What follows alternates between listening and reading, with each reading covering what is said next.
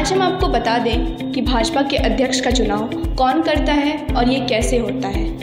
18 फरवरी 2024 को दिल्ली में भाजपा के राष्ट्रीय अधिवेशन में राष्ट्रीय अध्यक्ष के पद को लेकर एक प्रस्ताव पास हुआ है।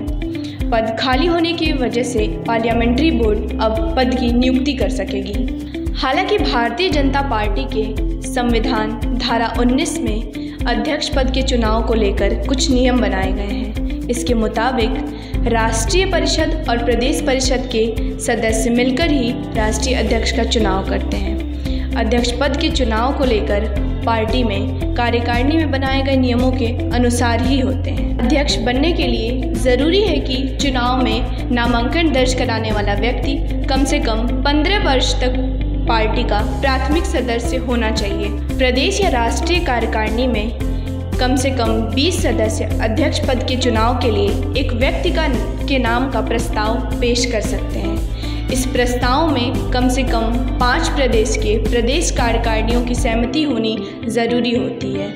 अध्यक्ष पद के चुनाव के लिए उम्मीदवारों का दस्तखत होना ज़रूरी होता है। लिहाजा 29 राज्यों में से 15 राज्यों में संगठन चुनाव होने के बाद ही राष्ट्रीय अध्यक्ष का चुनाव होता है। ये अब हम चर्चा करेंगे कि राष्ट्रीय परिषद और प्रदेश परिषद के सदस्य कौन होते हैं और इनका चुनाव कैसे होता है। राष्ट्रीय परिषद में संसद के कम से कम 10% सदस्य चुने जाते हैं। यदि इनकी कुल संख्या 10 से कम होती है तो सभी चुने जाते हैं।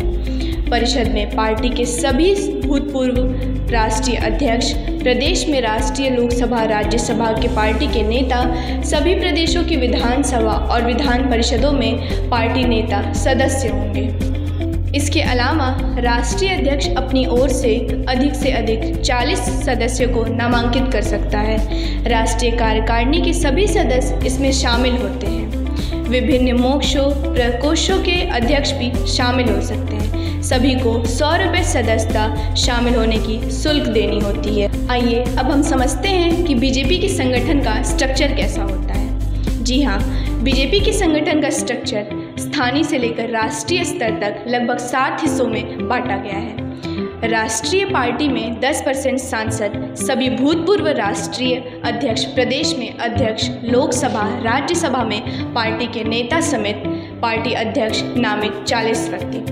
राष्ट्रीय कार्यकारिणी में पार्टी अध्यक्ष परिषद में सदस्य लगभग 120 को चुना जाता है, जिनमें 40 महिलाएं और 12 ST/SC होना ज़रूरी होता है।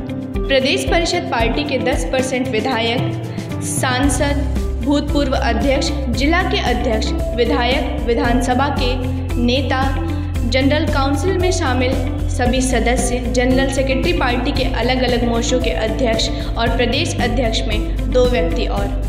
अब हम आपको बताएंगे कि एक व्यक्ति कितनी बार बीजेपी का अध्यक्ष बन सकता है और बीजेपी अध्यक्ष का कार्यकाल कितने समय तक होता है। जी हाँ, एक व्यक्ति लगातार 2 बार बीजेपी का अध्यक्ष बन सकता है। इसके अलावा पार्टी से जुड़े सभी पदाधिकारियों, सदस्य, परिषद और इसके अलावा सभी सदस्यों का टर्म 3 साल का ही होता है।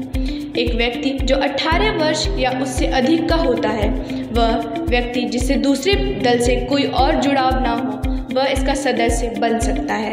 अब सवाल उठता है कि बीजेपी अध्यक्ष का पद कितना पावरफुल होता है और इसमें पार्टी के संविधान से क्या क्या पावर मिलती है। बीजेपी का राष्ट्रीय अध्यक्ष का पद एक सर्वोच्च पद माना जाता है। पार्टी में 3 टीम होती है। पहली राष्ट्रीय कार्यकारिणी, दूसरी संसदीय बोर्ड और तीसरी राष्ट्रीय चुनाव समिति। ये तीनों पार्टी की एक कोर टीम होती है जिसकी अहम बैठक भाजपा के अध्यक्ष के नेतृत्व में ही होती है। पार्टी के बड़े से बड़े फैसले, समिति से जुड़े सारे फैसले इन्हीं अध्यक्ष की बैठक के नेतृत्व में ही लिए